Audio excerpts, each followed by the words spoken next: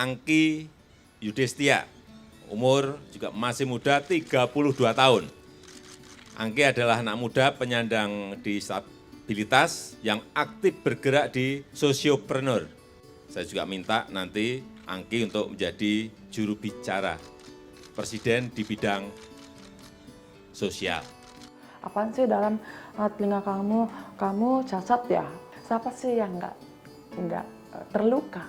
Siapapun bisa menjadi pahlawan. Kita adalah pahlawan untuk diri kita sendiri.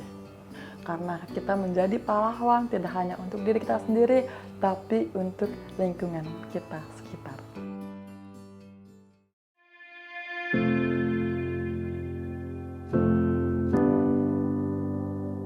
Saya Angki Yudhistia, saya sebagai penyandang disabilitas tunarungu.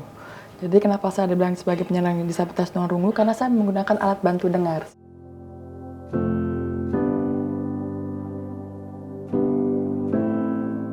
Saya pakai alat di kedua telinga kanan kiri saya.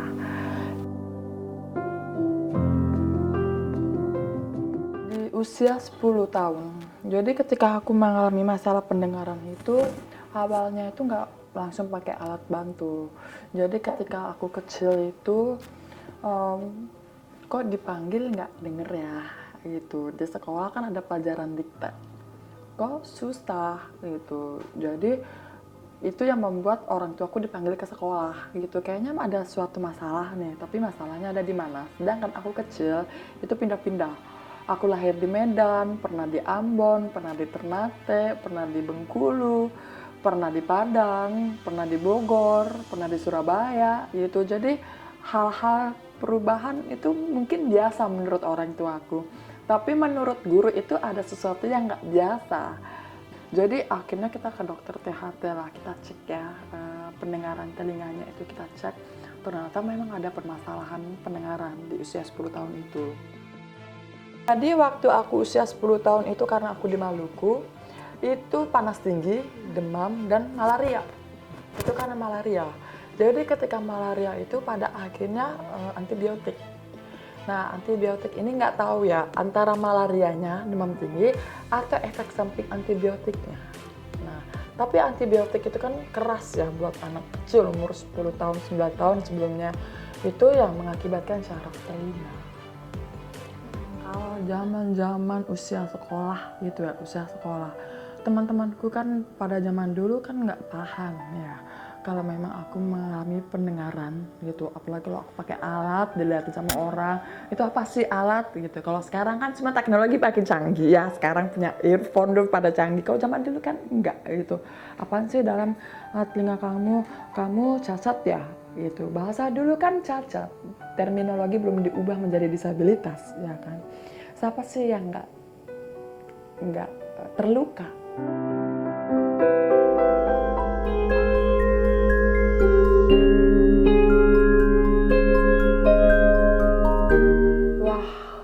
Itu aku perlu waktu 10 tahun untuk benar-benar bisa menerima diri aku sendiri. Dari usia 10 tahun itu, 10 tahun proses itu adalah masa dimana yang membuat aku itu adalah bagaikan mimpi buruk gitu kan. Karena aku harus pindah-pindah, mengikuti orang tuaku, pindah sekolah. Artinya kalau pindah sekolah, pindah daerah, aku harus memperkenalkan diriku lagi. Itu kan 10 tahun itu buat aku masa-masa yang menurut aku berat gitu kan. Tapi kalau aku bilang aku mau nangis sama mamaku selalu bilang ya memang ini proses kehidupan gitu yang memang harus dijalanin gitu kan. Tapi aku beruntung aku berasal dari keluarga tuh yang tidak mengurung aku di kamar. Keluarga aku tuh yang selalu memberikan aku kesempatan seluas-luasnya. Kamu main sama teman-teman kamu belajar, kamu les, kamu boleh apa yang ingin kamu lakukan gitu. Aku didukung hal seperti itu. Tapi pada akhirnya nyerah sendiri itu dalam artinya bukan nyerah terhadap hidup. Artinya gimana caranya menerima diri sendiri, apa adanya, yang memang terbatas, memang tidak bisa mendengar. Itu kan suatu hal yang sulit ya. Sulit siapa sih yang mau mengaku dirinya punya keterbatasan? Enggak kan. Tapi ya itu, memang apa adanya seperti itu sehingga akhirnya memang jujur terhadap diri sendiri itu jauh lebih sulit daripada kita harus jujur kepada orang lain. Ketika aku usia 20 tahun itu aku diajak sama mamaku, yuk pergi umroh. Gitu kan. Ini memang perjalanan spiritual sih, perjalanan spiritual. Ketika mendapatkan kesempatan umroh kan kita selama ini kita selalu berdoa, tapi kok doa kita ya kita kan selalu berdoa, ya Allah berikanlah rezeki yang baik untuk kita, sembuhkanlah, berikanlah kesehatan, misalkan seperti yang baik-baik saja. Tapi kok kita ngerasa kok nggak baik-baik saja gitu, apa yang salah dengan doa ya gini kan. Ketika perjalanan umroh itu aku coba untuk mengubah doaku itu.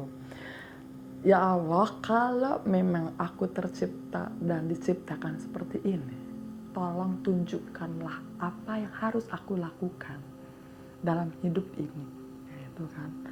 Jadi, momen-momen itulah ketika aku hajar aswad gitu, aku hajar aswad mengelilingi, kan nggak semua orang bisa mencium hajar aswad itu kan. Nggak tahu kenapa ketika aku coba meniatkan, di situ ada nenek-nenek rentan, please help gitu. Oh, dia minta bantuan siapa? Aku lihat kanan kiri, semua orang itu sibuk dengan dirinya sendiri. Semua orang itu sibuk dengan satu tujuan, lubang kecil itu, ya kan. Tanpa berpikir panjang, aku menolong nenek-nenek itu. Dan tiba-tiba aja jalan terbuka untuk aku langsung bisa mencium hajar aswad itu kan. Terus kan terkaget kan. Jadi menurut aku setelah aku kembali ke tanah air, aku bertemu dengan kelompok-kelompok rentan yang memiliki permasalahan yang sama. Kurang kepercayaan diri, butuh dibantu, butuh disupport, butuh kesempatan gitu. Buku inilah adalah di mana buah pikiran, observasi yang aku tuangkan dalam bentuk tulisan.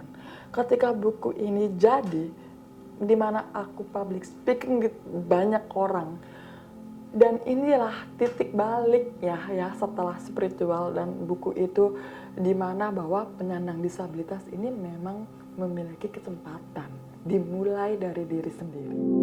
Setiap tahun aku selalu launching gitu. Aku melakukan pemberdayaan, melakukan pelatihan untuk penyandang disabilitas. Terus penyandang disabilitas ini bisa mandiri, bisa berkarya.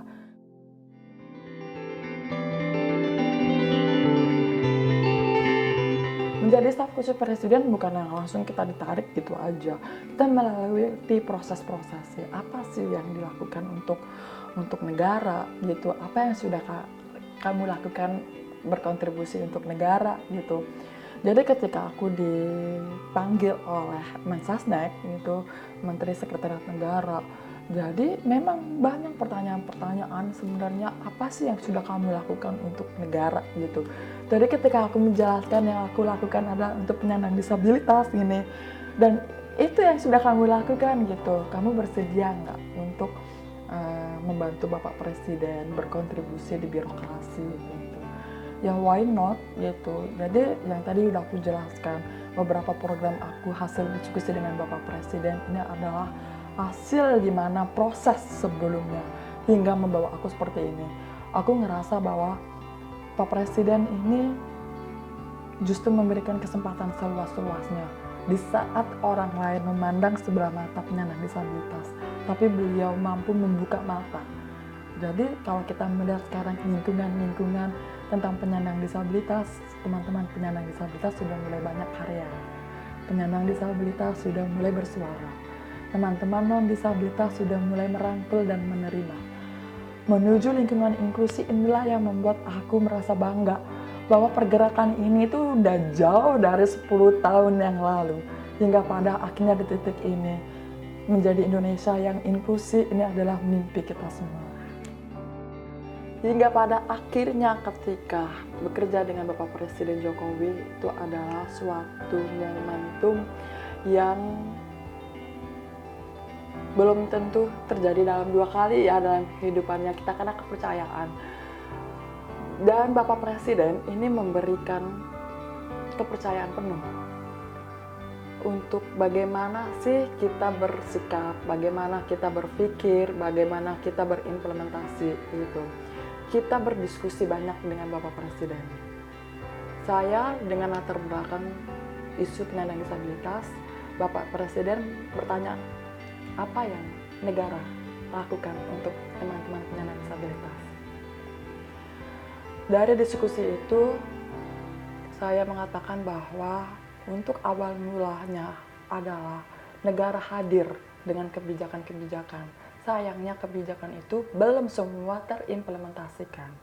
Jadi dari situ Bapak Presiden memberikan kepercayaan, baik, ayo kita lakukan untuk teman-teman penyandang disabilitas.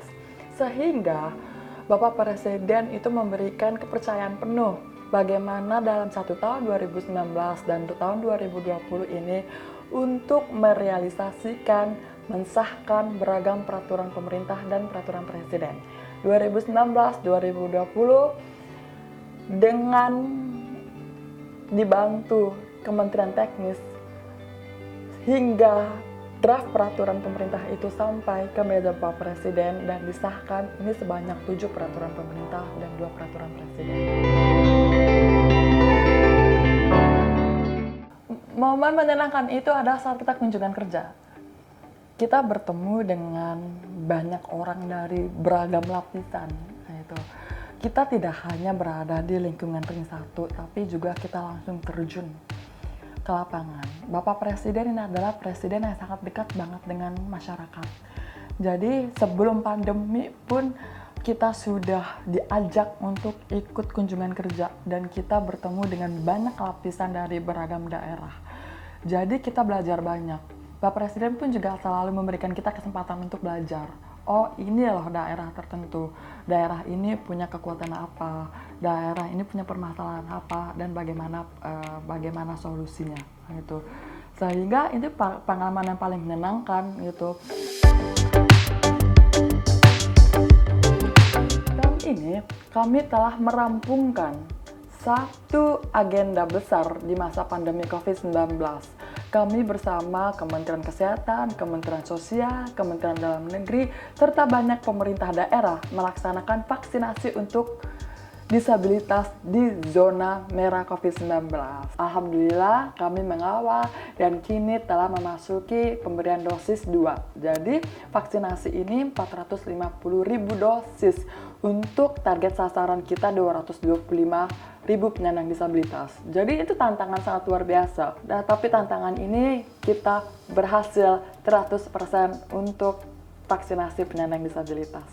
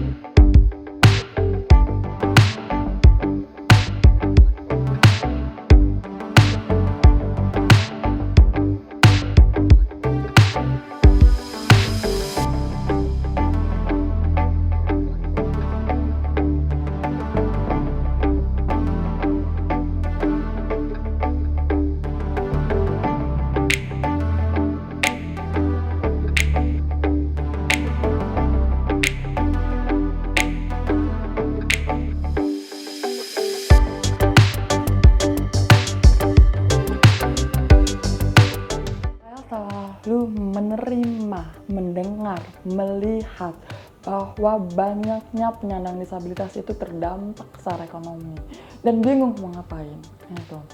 Karena kalau kita membuka kesempatan lowongan pekerjaan, kita melihat bahwa banyak perusahaan-perusahaan yang masih terdampak. Tapi yang bisa membuat teman-teman penyandang disabilitas maju ini adalah mereka harus berkarya, berdaya menjadi wirausaha. Inilah menggapai harapan itu platform edukasi dan kemandirian secara ekonomi penyandang disabilitas dan non-disabilitas become one together untuk kita memberikan materi, memberikan modul, kesempatan mereka untuk belajar, untuk bisa menjadi wirausaha sosial yang berdampak positif untuk lingkungan sekitar. Siapapun bisa menjadi pahlawan. Kita adalah pahlawan untuk diri kita sendiri. Ketika kita sudah selesai dengan diri kita sendiri, inilah waktunya untuk kita mendukung orang lain, mengempower orang lain. Karena kita menjadi pahlawan tidak hanya untuk diri kita sendiri, tapi untuk lingkungan kita sekitar.